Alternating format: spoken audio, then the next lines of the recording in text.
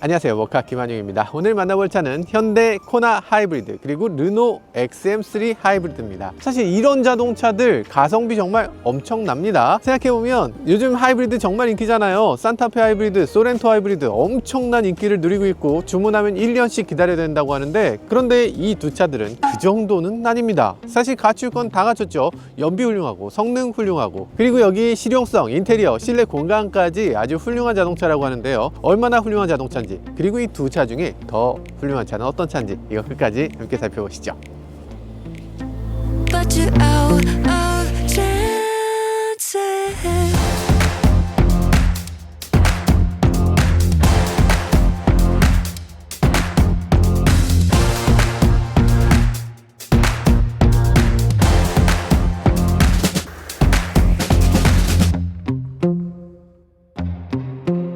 자, 외관 살펴보면요, 상당한 변화가 있었습니다. 이거 금색이잖아. 금색이면은 XM3 아니고 XM이죠. BMW XM 이렇게 금색 테두리, 여기 금색 테두리 있죠. 여기도 금색 테두리 있습니다. 그리고 뒤편에도 마찬가지예요. 머플러가 금색이야. 엄청나다는 느낌이 들고요. 사실 생각해보면 이 XM3라는 자동차, 이 소형 SUV 중에 가장 스타일리시하다고 할 수 있죠. 쿠페형 SUV이기 때문에 공간이 좀 부족하지 않을까 하는 생각도 있지만, 사실 전장으로 따지면 업계에서 가장 길어요. 그래서 코나보다 전장에서 길다, 그리고 더 스타일리시하다, 이런 것들이 가장 큰 장점이라고 할 수 있겠죠. 전동이 없는 게 조금 아쉬운 점. 외관 좋고 스타일 좋고 성능 좋고 연비 좋고 다 좋은데 정말 큰 문제가 있었습니다. 경쟁 모델하고 비교했을 때 가격이 더 비싸. 그래서 그런 것들 때문에 스타일리시한 거 알겠는데 너무 부담이야, 이런 얘기 나왔는데, 요번에 400만 원에 가격 인하를 한다고 합니다. 요즘 들어서 현대차는 연식 변경하면 가격을 한 150만 원에서 많게는 500만 원도 올리잖아요. 근데 400만 원을 인하해. 참 착한 인하라는 생각이 들고요. 자, 그러고 나서 보니까 갑자기 선연해. 400만 원을 깎으면 얘기가 다르지. 스타일도 괜찮고 이 금색 테두리도 왠지 더 예뻐 보여. 여기도 금색 액센트가 있어요. 와, 요런 것들. 그리고 배지도 반짝반짝. 어쨌든 지금 이렇게 400만 원을 인하하고 나니까 이제 이 차의 옵션들이라든지 기능들이라든지 여러 가지 면에서 달리 보이긴 합니다. 아주 훌륭한 자동차가 될 것 같다는 생각이 들고요. 이렇게 외관만 봐서는 안 되겠죠. 실제 주행하면서 연비도 테스트하면서 비교를 1대1로 해봐야 될 것 같습니다. 그런데 이 차의 경쟁 상대는 훨씬 더 막강합니다. 현대 코나 하이브리드. 사실 이 차와 경쟁할 수 있을까 하는 생각이 들긴 하는데요. 그런데 만만치 않은 가격대, 400만 원이나 더 비싸다는 걸 감안했을 때는 그냥 차 급을 하나 바꿀 수 있는 정도거든요. 그럼에도 코나 또한 막강한 면이 여러 가지로 있습니다. 일단 스타일에서 굉장히 최신 느낌이 나고요. 이렇게 러기드하고 클래딩 같은 게 굉장히 강하게 나와 있어서 차에 막 이런 것 막 덧대고서 딱 단단한 느낌을 주겠다라는 느낌으로 만들어진 차이기 때문에 그런 것들을 좋아하시는 분들께는 아주 좋은 선택이 될 수 있는 자동차라는 생각이 듭니다. 그런 면에서 오늘 코나 하이브리드도 XM3와 함께 주행 테스트를 꼭 한번 해봐야 될 자동차라는 생각이 드네요. 연비 테스트는요, 계기를 갖고서 보면은 어느 정도는 맞겠지만 계기 자체가 5% 정도의 플러스 마이너스는 있을 수 있기 때문에 그렇게 보지 않고 저희가 기름을 한번 가득 채우고 그리고 주행을 하고 나서 다시 기름을 채웠을 때 몇 리터나 들어가는가를 가지고서 연비를 테스트해 보도록 하겠습니다. 자, 두 대를 번갈아서 시승을 해볼 거고요. 저희 PD님과 함께 같은 거리를 가면서 한 차만 운전하면 제가 운전을 너무 편파적으로 잘할 수 있으니까 두 대를 중간에 운전자를 교대해 가면서 이렇게 주행을 해보도록 하겠습니다. 자, 그러면 처음 타는 차를 뭘로 해야 될까? 처음에 XM3를 먼저 타고요. XM3 타고서 어디까지 가야 되지? 일단 갈 수 있는 데까지 갔다가 돌아오고서 둘 중에 어떤 차의 연비가 더 좋을지 직접 주행을 해서 살펴보도록 하겠습니다. 자, 출발하시죠.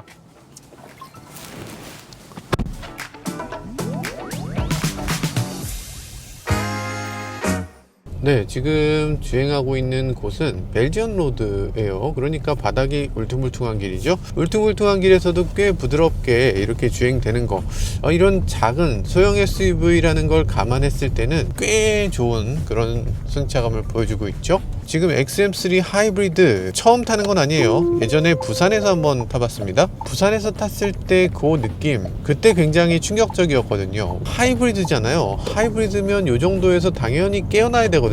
엔진이 돌면서 이 모터는 도와주는 정도로 주행하는 게 하이브리드라고 생각했는데 주행해보면 그런 느낌이 전혀 아닙니다. 완전히 전기차고 엔진은 그냥 가속하는 것과 관계없이 작동되는 것처럼 그렇게 느껴져요. 지금 시동이 꺼졌죠. 주행해보면 봅니다. 계속 꺼져 있어요. 꺼진 상태로 갑니다. 꽤 가속을 하는데도 그냥 시내 주행을 하는 동안 계속 시동이 안 걸려. 아직도 한 번도 안 걸렸어요. 이상하죠? 저희가 하이브리드를 안 타는 것도 아니죠. 소렌토 하이브리드 오너기도 했고, 그리고 최근엔 산타페 하이브리드도 샀잖아요. 저희 하이브리드도 나름대로 많이 타봤던 사람들인데, 그런데 이 차를 타면 뭔가 이상하다는 거죠. 기존에 있었던 현대기아의 하이브리드하고는 완전히 다른 구조의 하이브리드를 갖고 있습니다. 약간 도요타가 떠오르기도 하는데, 도요타보다도 훨씬 더 모터에 많이 의존하는 하이브리드예요. 두 개의 모터를 사용하고 있는 차이기 때문에 모터가 필요 없는 상황에서도 한 개는 발전기로 사용되는 경우가 있어요. 그래서 시동이 걸려 있으면 그 걸려 있는 시동을 놓치지 않고 꼭 발전을 시키는 거죠. 그렇기 때문에 항상 최적의 엔진 온도를 맞춰 놓을 수 있고, 그게 또 발전도 충분히 해 놓을 수 있는 게 이 시스템의 특징입니다. 그래서 투모터를 사용한 것이 어느 정도 엔진의 내구성도 더 오랫동안 확보되고, 그리고 초기 냉간 시에 훨씬 더 엔진의 부담도 덜한 편이에요. 그런데 반면에 현대기아는 상당히 다릅니다. 평소에는 시동이 걸려 있지 않다가 내가 가속 페달을 꾹 밟는 경우, 그러니까 정말 힘이 필요할 때 갑자기 깨어나요. 얘는 완전 냉간이다가 갑자기 풀가속을 하는 거지. 그러다 보니까 엔진에 좀 무리도 가고, 그때 당시 연비가 좀 안 좋은 경우도 있고, 그래서 한참을 달리다 보면 연비가 좋아지는데 초기 연비가 상대적으로 좋을 수가 없는 그런 구조를 갖고 있어요. 그러다 보니까 현대기아는 냉간시 주행만 계속하는 경우는 연비가 그다지 좋지 않다, 이런 얘기가 나오는 거고요. 이런 차들은 냉간시 주행에도 연비가 어느 정도 확보된다, 이런 차이가 그런 데서 나오는 거죠. 자, 일단 주유소에 와서 주유를 하고 다시 출발하도록 하죠. 노란색 노즐이 노량 수거했습니다. 차량의 연료캡을 열고 노란색 노즐을 연료 주입구에 주유를 시작합니다. 네, 8,879원. 이거는 사실상은 없죠. 일단 그냥 가득 채우는 겁니다.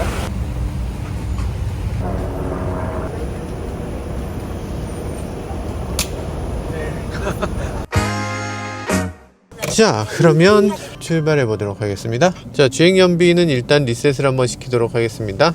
여보세요? 네네. 연비 찍고 있죠? 네, 지금 스크린 치킨 하고 있습니다. 아, 이길 수 있겠어요, 그 차로? 최대한 급가속, 급감속을 많이 하도록 하겠습니다. 아니, 많이 하지 않게. 많이 하지 말아야죠.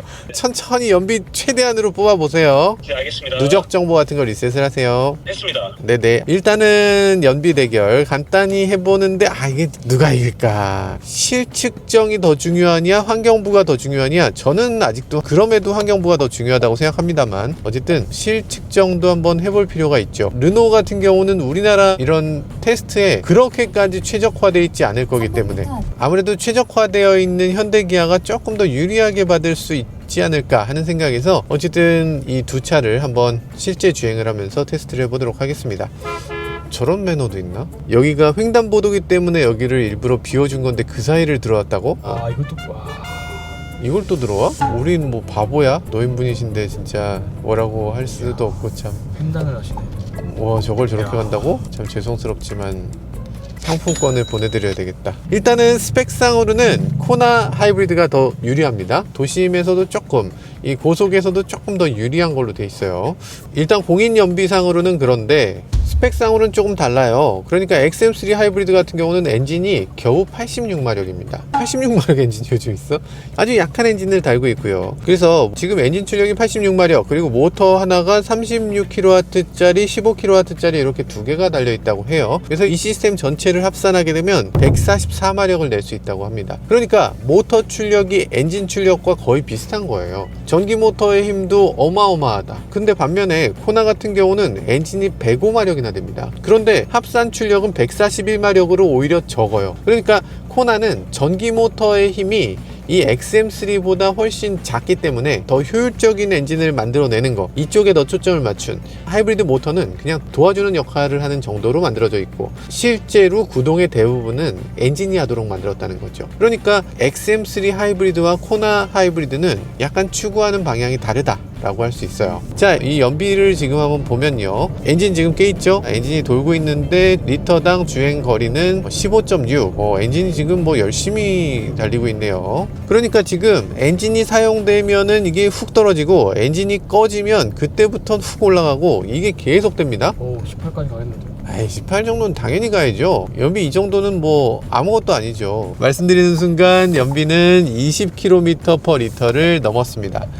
대단하죠. 근데 처음 출발할 때부터 저희 배터리 양이 그렇게 충분치 않았기 때문에 아마도 많은 분들이 조금 주행하다 보면 결국에는 엔진 시동이 걸리게 될 겁니다. 연비가 떨어지게 되겠죠. 제가 뭐 특별히 연비 운전을 하기 위해서 정말 노력하는 게 아니고 그냥 아무렇지도 않게 주행하는 정도예요. 약간 속도를 높여볼까요? 지금처럼 이렇게 가속을 하는 경우는 엔진이 열심히 개입되고 있죠. 여기 보면 계기가 두 개 있는데 왼쪽에 보이는 것은 평균 주행 연비, 오른쪽에 보이는 것은 현재 모터가 충전되느냐 방전되느냐를 보여주는 계기예요. 그러니까 지금 모터만으로 방전되는 이 상황에서는 지금 연비가 99.9km/L라는 거죠. 그러니까 1리터도 쓰지 않는다라는 얘기고요. 그리고 또 이런 차지되는 상황에서도 어지간하면 전기를 거의 쓰지 않게 됩니다. 이런 것들을 보면 이제 전비 운전을 하는데 어떻게 해야 되는지를 실시간으로 잘 보여주는 그런 계기라고 할 수 있죠. 지금 저를 똑같이 따라오라고 해서 저희 PD님이 코나를 타고서 제 뒤를 바짝 쫓아오고 있습니다. 이따가 또 교대를 해서 제가 저 차를 타고 제가 앞장서고 또 바짝 쫓아오실 테니까 어느 정도 공평하게 될 수 있을 것 같아요. 자, 여기 80km 도로인데 80km보다 많이 낮은 속도로 가면 안 되죠. 보통 80km 이하로 가야 되지만 어쨌든 저희가 많은 운전자들과 비슷한 속도로 이 80km는 맞춰가도록 하겠습니다. 이 차에는 또 그런 것도 있죠. 어댑티브 크루즈. 어댑티브 크루즈를 작동했을 때 계기판 오차가 있을 테니까 약간만 올리자. 81km는 용서해 주실 수 있죠, 여러분들. 크루즈만 통해서 가고 있는데 왜 연비가 23.4가 됐지? 23.5 안 되겠습니다. 제가 운전하면 안 될 것 같고 차의 크루즈를 믿고서 가야 될 것 같네요. 크루즈가 너무 잘 돼. 내리막 되니까 차징을 열심히 하고 있어요. 굳이 가속하냐 싶은 상황에서 가속을 굳이 하고 되게 똑똑한 건 아닌데 그럼에도 이거라면 괜찮습니다. 지금 크루즈로 80km 맞추고 가자. 네, 지금 그러고 있는데 지금 저 연비 19.3 나오고 있습니다. 상대가 안 되는구만. 여긴 24예요. 24. 24요? 너무 차이 나는데 아니 이게 운전 스킬의 차이가 있는 거 아니에요? 지금 스펙상으로는 그 차가 더 좋은 차라고. 네, 맞습니다. 수치상으로는 미숙했던 것 같습니다. 아니 이렇게 수긍해버린다고? 지금 잘 좀 해봐요. 네, 저 노력해 보도록 하겠습니다. 알겠어요. 잠시 후에 봐요. 네. 이게 어떻게 이렇게 차이가 나지? 저는 하는 거라고는 지금 핸들에 손 올려놓는 거밖에 없어요. 연비가 24.1 이상한데? 이거 계속 올라갈 모양인데? 연비 20 넘었다고 좀 전에 좋아했던 것 같은데 그냥 크루즈 켜는 게 낫네. 근데 가속을 지금 꽤 한단 말이죠. 앞차랑 거의 똑같은 속도로 가속을 하고 있는데 지금 앞에 차 비켰어요. 그러면 또 얘가 가속하겠지? 너무 가속 세게 하는 거 아닌가? 뭐 프락셀이야 뭐야? 왜 이렇게 세게 가속해? 연비가 꽝 떨어지겠지 했지만 그렇게까지 많이 떨어지지 않았습니다. 크루즈가 운전을 잘하네요 지금. 그리고 굉장히 인상적인 게 있습니다. 지금 노면 소음이 너무 부드러운데요. 같은 구간을 계속 시승하고 있는데 얼마 전에 K5를 타면서 요거 너무 시끄럽다 이렇게 말씀드렸던 기억이 있어요. 근데 그것에 비해서 훨씬 조용하고 얼마 전에 투싼으로 여기 시승했는데 지금 투싼하고 비교했을 때도 큰 차이가 아닙니다. 비슷한 정도의 느낌이 들어요. 승차감이나 소음 면에서 나쁘지 않은 결과를 보여주고 있습니다. 괜찮아요. 계기판도 지금 굉장히 다채롭거든요. 굉장히 화려하고 뭔가 프랑스 감성이 배어나오는 그런 계기판을 보여주고 있습니다. 이 정도 계기판 디자인이라면 현대기아가 배워야 될 수준 아닌가 싶은 정도로 예쁘게 잘했어요. 알록달록하면서 유럽차의 느낌을 물씬 내고 있어요. 지금 저희가 주행한 거리가 21km, 강남에서 출발해서 여기 미사리 조정경기장까지 21km인데 지금 리터당 25km가 넘으니까 25.8이거든요. 지금 26 되겠네. 참. 26 됐다. 아니 이렇게 되면은 여기까지 오는데 기름을 1리터를 못 쓴 겁니다. 1리터에 1,700원, 800원 하니까 여기까지 오는데 1,800원을 못 쓴 거예요. 조금 말이 안 되는 것 같기도 하고. 자, 주행을 더 해보도록 하겠습니다. 연비를 조금 더, 기름을 더 태워서 더 달려보도록 할게요. 이 차에는 투모터를 함께 사용할 수 있는 시스템을 갖추고 있어서 보통 이제 현대기아 같은 경우는 모터가 개입되는 순간 그리고 엔진이 개입되는 순간이 확실하게 딱 느껴지는 게 특징입니다. 왜냐하면 구조가 단순해요. 이 엔진이 있고 클러치가 있고 모터가 있고 이 변속기가 있는 거죠. 만약에 엔진 시동이 걸리지 않은 상태에서 차를 출발해야 되는 경우 이 엔진을 클러치로 딱 떼버립니다. 그리고 전기 모터의 힘으로 주행하게 하는 거죠. 그리고 만약에 필요한 경우는 엔진에 딱 붙이는 거예요. 클러치로 엔진을 뗐다 붙였다를 하기 때문에 이 엔진이 개입되는 순간이 반드시 있는 거죠. 그 반드시 있는 딸깍하는 그 순간이 때때로 어떤 차들 차들은 불쾌하게 느껴지는 경우도 있습니다. 그렇지만 이 차 아니면 토요타 이런 시스템은 엔진이 분리되어 있는 게 아니라 항상 연결되어 있기 때문에, 그리고 그 엔진이 도는 상황이 전기 모터와 함께 이 엔진이 돌기 때문에 엔진이 정지돼 있어도 전기 모터의 힘으로 차가 가속되고 엔진이 붙어 있는 상태에서도 가속할 수 있기 때문에 이런 것들이 훨씬 더 부드럽게 엔진의 개입이나 모터의 개입이 들어왔다 나갔다 이런 것들이 굉장히 자연스럽게 이루어질 수 있는 거죠. 연비는 25.5, 노력한다면 26을 낼 수 있는 정도의 연비로 보여져요. 처음 계획은 이게 아니었는데 아니 최소한 1리터는 넣어야지 이걸 갖고 기름이 얼마나 달았구나 이걸 알 수가 있죠. 지금 1리터가 안 다르면 이 두 차를 어떻게 비교합니까? 그래서 지금 어느 정도 기름이 달 수 있을 만큼 멀리 가고 있는데 지금 이거보단 좀 더 가서 좀 밟아보고 이렇게 해야 제대로 연비 측정을 할 수 있을 것 같네요. 고속으로 달려보도록 할게요. 80km로 달리면 카메라가 또 있네? 아, 나 참. 자, 팔당댐까지 왔습니다. 여기가 한 25km쯤 되니까 이제 기름을 1리터 정도 썼네요. 기름 1700원어치까지 오려면 이렇게 와야 됩니다. 이제 32km. 자, 그럼 이제 돌아가면 대충 한 2점 몇 리터 정도 쓰는 정도 되겠네요. 전체적으로 굉장히 상품성이 좋은 자동차 간단히 살펴봤고, 연비도 지금 생각보다 더 좋다는 걸 확인할 수 있었습니다. 이 정도라면은 아마도 많은 사람들이 경제성에 있어서는 이 차를 능가하는 자동차가 없다 이렇게 얘기할 정도가 될 것 같아요. 이 상태에서 연비가 26.4가 나와. 지금 시골길 약간 언덕길 정도 올라가고 있는데요. 산으로 조금 올라가는 것 같죠? 언덕으로 올라갈 때도 엔진이 개입되는 상황이 그렇게 많진 않아요. 지금은 엔진이 켜져 있는 상태지만 속도를 조금만 줄이면 엔진이 다시 꺼지기도 하고요. 지금 거의 전기 모터의 힘만으로 주행하는 정도. 이렇게 주행을 한번 해보고요. 여기서 한번 중간 점검을 해보도록 하겠습니다. 저쪽 코나는 킬로미터당 몇 리터 정도 나왔는지 보도록 할게요. 일단 연료는 저희 한 칸도 못 줄였습니다. 저쪽으로 넘어가서 코나도 한번 살펴보도록 할게요.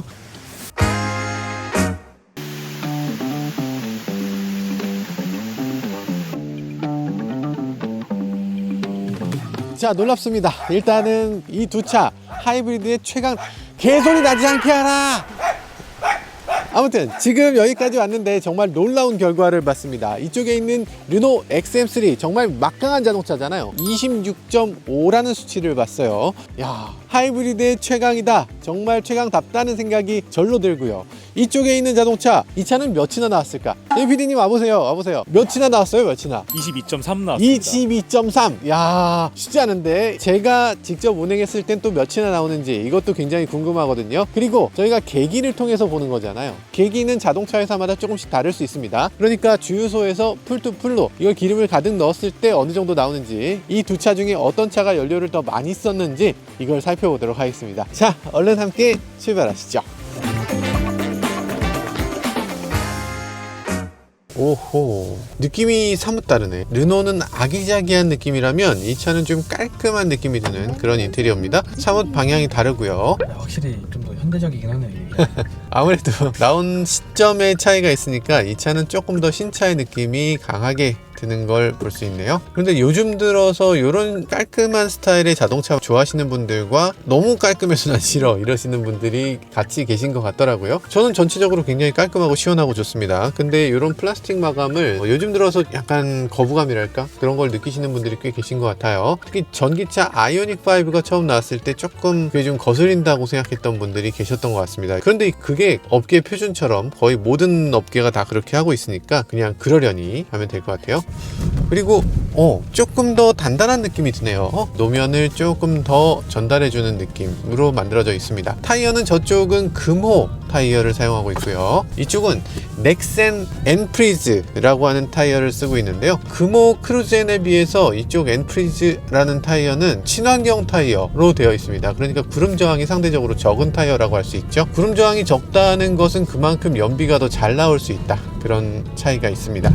저연비 타이어라고 흔히 얘기하는 그런 타이어를 끼우고 있고 그렇게 해서 주행을 해보고 있는데요. 연비 지금 22.5km/L를 보여주고 있습니다. 제가 넘겨받고서 연비가 더 더 높아지고 있죠. 잘하면 XM3를 추월할 수 있겠다 이런 생각이 들어요. 히터는 22도로 세팅하고 오토는 가장 낮은 단계, 저희는 보통 이렇게 세팅하니까 평소 운전하는 정도로 이렇게 세팅하고 주행하도록 할게요. 자, 우리 주행 가는 거리 지금 630km로 되어 있는데 이것도 XM3보다 조금 짧습니다. 좀 짧게 나오는데 이건 아마 연료통의 크기랑 관계가 있겠죠.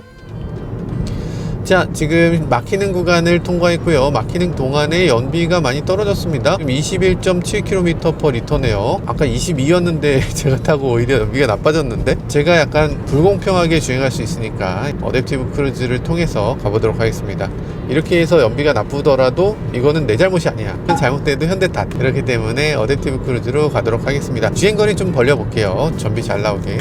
뒤에서 막 맹렬하게 주차하고 있습니다. 저 사람 연비 운전 안 하고 저렇게 맹렬하게 주차해도 되나? 연비 얼마나 나오고 있어요? 네, 지금 연비 25.0 나오고 있습니다. 25.0? 이상하네. 네. 왜 이렇게 잘 나오지? 알겠습니다. 너무 맹렬하게 주차하시는 거 아니에요, 근데? 저 크루즈 키고 가고 있습니다. 알겠습니다. 네, 잠시 후에 봬요. 네.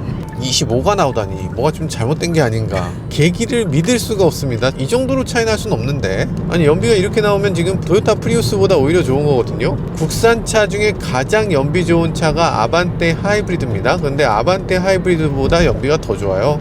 기용씨의 차. 기용씨 차는 르노 아르카나인데 XM3 아니고 노장주 마크 붙이고 아르카나로 바꿨는데 나름 예쁘던데요. 르노도 한번 그런 식으로 바꿔보면 어떨까. 아르카나로 바뀌면은 더 좋을 것 같긴 해요. 그죠?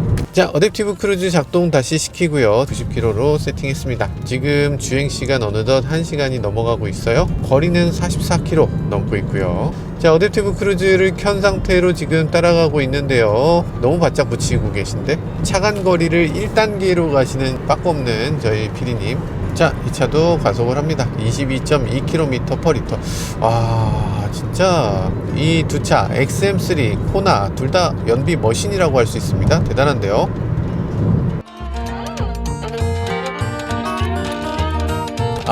세상에 완전 막히네요. 올림픽대로가 이렇게까지 막힐 수가 있나 싶을 정도로 막히는데, 이렇게 막히는 길을 가게 되면 저는 두 가지가 열받아요. 차가 안 가서 지루해서 내 시간을 낭비하는 것 때문에 일단 열받아.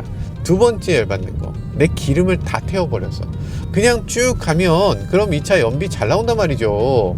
근데 이렇게 막히는 길을 가다 보면 연비가 툭툭 떨어지잖아. 나는 시간 버리고 돈 버리고 기름 버리고 이게 뭐냐, 이렇게 되는 거죠. 그런데 하이브리드는 사정이 좀 다릅니다. 지금 하이브리드 자동차들은 도심에서 연비가 고속 연비보다 더 좋습니다. 그러니까 이렇게 막히는 길을 갈 때 알아서 시동을 끄고 가기 때문에 이 시동이 꺼진 만큼 연비를 그렇게 헛되이 쓰지 않는다는 거죠. 물론 고속으로 쭉 직진하는 것에 비해서는 연비가 나쁠 수밖에 없지. 그럼에도 지금 연비 오히려 높아졌습니다. 22.8km/L로 오히려 조금 좋아졌어요. 이런 것들 보면, 야, 막히는 길에서도 대안은 하이브리드구나. 막히는 길에 기름 태우면서 가는 저 차들, 저 불쌍해서 어떡하나 하는 생각이 들죠. 특히 저 제네시스, 얘는 하이브리드도 없잖아. S클래스 어떻게 타나, 하이브리드도 없이. 아니, 당연히 하이브리드 나와야지. 왜 하이브리드가 없어?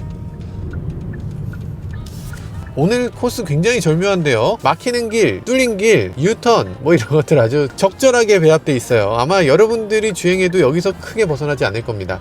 이런 정도로 주행했을 때 어떻게 나오는가를 보는 게 정말 중요할 텐데, 연비 22km/L 잘 나오고 있어요. 생각보다 굉장히 잘 나오는 수치입니다. XM3가 이거보다 좋을 리가 있나? 아마 어렵지 않을까 하는 생각이 들어요. 이게 아무래도 코나가 이겼을 것 같은데, 둘 다 기름 아예 안 썼네요. 기름을 한 칸도 못 쓰고 풀 상태 그대로 왔습니다. 한 5리터는 써야지 10분의 1이 줄어들 텐데 5리터를 못 쓴 거죠. 와씨, 큰일 났네. 이거 주유하는데 또 2,000원 밖에 못 넣겠는데? 일단 기름을 한번 넣어보도록 하죠.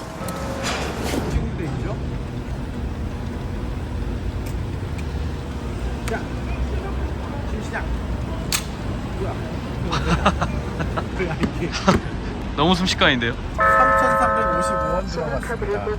1.92리터.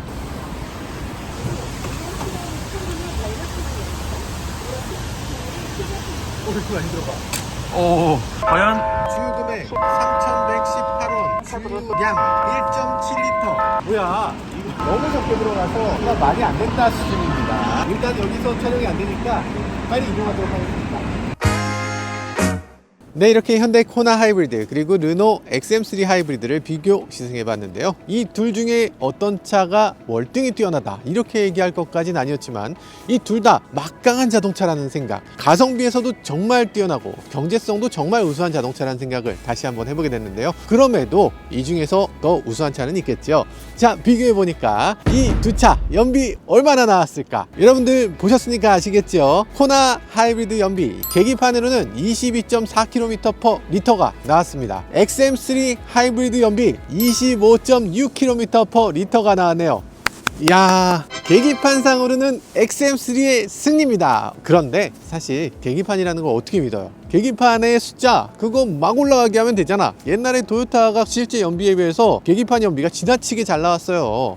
그래서 실제로 기름을 넣어보고 그 다음에 주행하고 나서 기름을 넣어보면 계기판에 나타난 연비보다 훨씬 떨어지는 연비가 나왔던 것도 사실입니다. 현대도 마찬가지였습니다. 그렇기 때문에 우리가 뻥연비라는 표현을 썼던 거죠. 그래서 저희가 기름을 넣어보고 주행을 마치고 와서 다시 기름을 넣어봤는데 얼마나 들어갔을까? 코나 하이브리드 1.9L가 들어갔습니다. XM3 하이브리드 1.7L가 들어갔어요. 주요한 양에서도 큰 차이 없이 XM3 하이브리드가 더 우수한 것으로 나타났네요. 그런데 여기서 이 두 차들이 자세히 보니까 뻥연비입니다. 저희가 연비를 계산해 봤더니 주행 거리는 61km였는데 실제로 기름을 쓴 양은 1.7L, 1.9L 밖에 되지 않기 때문에 연비는 무려 32km/L 그리고 34km/L를 자랑하는 것으로 나타났습니다. 물론 정확하진 않아요. 실제로 주행을 더 멀리 해봐야 정확한 연비를 알 수 있겠지만 어쨌든 실제로 주행해보면 여기 나온 연비보다 훨씬 더 우수하게 이 계기판의 연비가 오히려 보수적으로 잡혀 있다는 것을 볼 수 있었습니다. 여러분들도 이 하이브리드 차들을 타보시면 연비가 얼마나 우수한지 직접 아실 수 있을 텐데요. 코나라든지 XM3라든지 이런 자동차들 생각보다 저평가되어 있기 때문에 매장에서 언제든 시승해 볼 수 있으니까요. 여러분들이 직접 시승해보고 이 연비에 대해서도 한번 직접 경험해 보시면 좋겠다는 생각도 들었습니다. 지금까지 저는 모카 김한용이었습니다. 감사합니다.